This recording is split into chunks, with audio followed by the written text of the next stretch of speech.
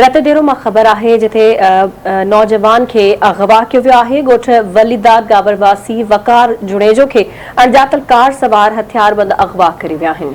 अहम ख़बर खां आगाह कयूं पिया। रत देरे भरिसां नौजवान अगवा थी वियो आहे। ॻोठ वलीदाद गाबरवासी वकार जुणेजो के अणॼातल कार सवार हथियारबंदन अगवा कयो आहे। हिक भेरो ॿी रवां खे आगाह कयूं पिया। ब्रेकिंग न्यूज़ आहे। रत देरे भरिसां नौजवान मुबैना तौर अगवा थी वियो आहे। ॻोठ वलीदाद गाबरवासी वकार जुणेजो के अणॼातल कार सवार हथियारबंदन अगवा कयो। तफ़सील मालूम कंदासीं। असां सां लाइन ते मौजूद आहे रत देरे मां आवाज़ न्यूज़ रिपोर्टर पहलवान जोयो। जी पहलवान, छा तफ़सील आहिनि, आगाह कजो।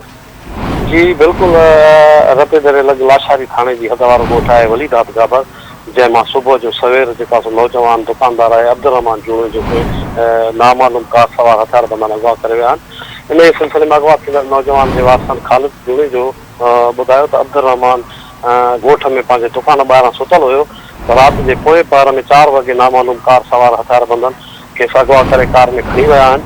नौजवान ॿुधायूं कयूं त ॻोठाणनि घरनि खां निकिरी आया पर हथियारबंदन फायरिंग करे ॾिनी ऐं नौजवान खे अगवा करे फरार थी विया। इन सिलसिले में लाशारी थाने जे SHO सां राब्तो थियो, जंहिं ॿुधायो त जेको आहे वाक़ई इहो वाक़ियो पेश आयो आहे, जंहिंजी असीं वधीक जांच करे रहिया आहियूं। जी ठीकु आहे, तव्हांजी महिरबानी पहलवान जो अपडेट करण लाइ।